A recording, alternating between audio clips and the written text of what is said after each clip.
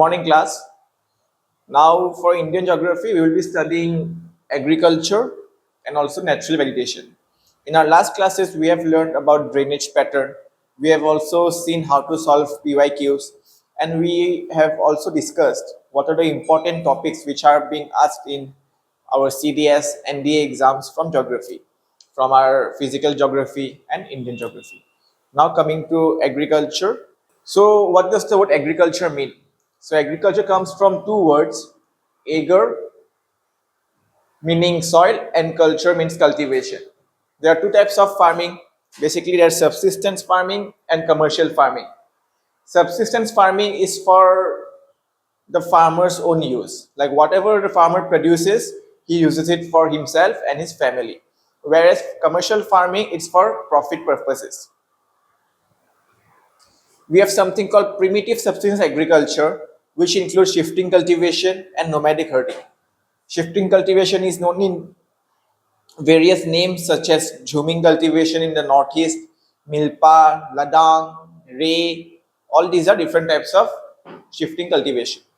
Now we have natural factors. For example, if we take topography, we get to see Darjeeling has huge tea plantation. This is because of its hill slopes, which is ideal for the draining of the soil, and also it provides a cool climate. Then we have our soil. We know rice thrives in alluvial soil. So thus in the Ganges we get to see huge rice cultivation. Also climate. Then we have human factors such as labor, technology, knowledge, and education. For example, new technology gives higher yields, farmers' labor is reduced, also time is reduced. For example, we saw HYV seeds being introduced in Punjab, which were giving high results of yield, and also large scale cultivation was possible because of it. The labor intensive process of transplanting rice seedlings is efficiently managed in the rice paddies. Technology, the adoption of combine harvesters in wheat fields of USA. Farming practice, for example, crop rotation. Crop rotation means different types of crops are grown alternatively for in the same plot of land. This allows the soil to remain its fertility while also giving good yields. We then have economic factors such as capital, market access, government policies, input availability, and infrastructure.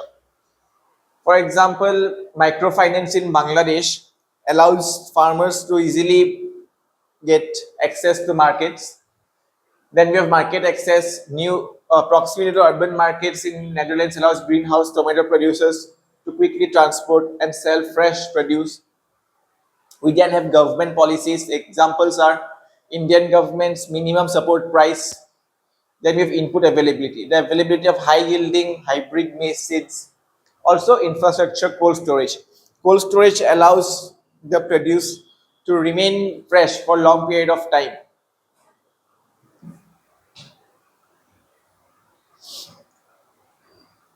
We then have biological factors, for example, crop variety, pest and diseases. Social factors like cultural practices, land tenure system, and environmental sustainability. Now we're coming to cropping seasons. India has three cropping seasons. Basically, they are Rabi, Kharif, and Zaid. So time period for Kharif season is from June to September. For Rabi season is from October to March, and for Zaid season from March to June. Then we have climate. Kharif requires monsoon with high rainfall. Rabi requires post monsoon, and Zaid is the transitioning period. Then we have soil requirement. It varies for Kharif, whereas we want loamy and clay soil for Rabi, and we have fertile soil for Zaid. Then we have the harvesting time. September to October is for Kharif, March to April is for Rabi season, and June to July is for Zaid season. Economic importance. So major food and cash crops contribute to both secure and fertile key food crops domestic consumption, and it provides supplementary income in the Zaid season. Now we're coming to the main major crops in Kharif season. We get to see rice, maize, cotton, sugarcane. All of these crops require heavy rainfall. Then in Rabi season, which is a cold season, we get to see wheat, barley, mustard. And in the Zaid season, watermelon, cucumber, and normal green veggies. Now we're coming to Kharif crops. So Kharif crops, water requirements. Rice requires a lot of water and it's available during monsoon. Hence, it's a Kharif crop. The climate needs high temperature, high humidity, high sunshine. Also, the soil it thrives in alluvial clay soil. Sowing time it's sown at the beginnings of the monsoon season, and India is the second largest producer of rice in the world after China. Also, West Bengal is the largest rice producing state of India. This one, Uttar Pradesh, Telangana, and West Bengal. In West Bengal, we get to see rice, different types of rice such as Os, Aman, and Boro.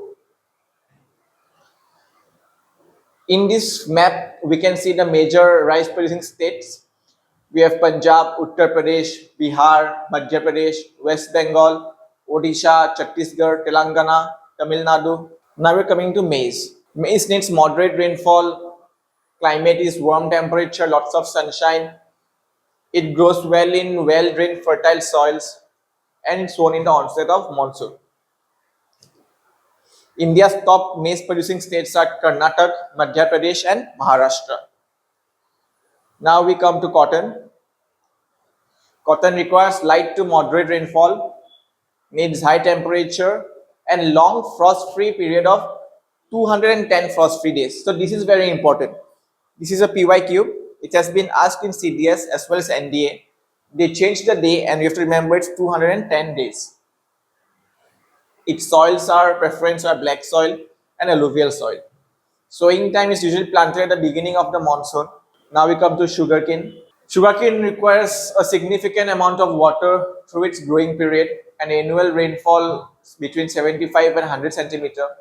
It thrives in hot and humid conditions and soil grows best in well-drained fertile soil. Now we can see the sugarcane producing states of India.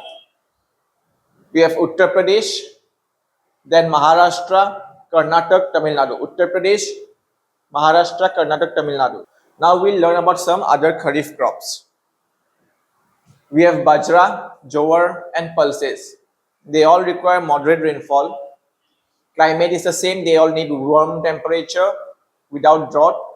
Soil, it needs drained soil. Sowing is always in onset of monsoon as it's a Kharif crop. The harvesting time is always the end of monsoon. And the major producers, this is important. Bajra is India, Niger, and Nigeria. Jowar is India, USA, Nigeria, and Mexico. Pulses, it's India, Myanmar, Canada, and China. Now coming to the uses. Food, fodder, industrial uses, food, fodder, and food. Now we're coming to Rabi crops. We have wheat. Wheat requires moderate temperature, that's between 10 to 25 degrees Celsius, low humidity. Rainfall is also moderate rainfall and it thrives in well-drained loamy soil. It's sown after the monsoon rains and it's harvested in late spring.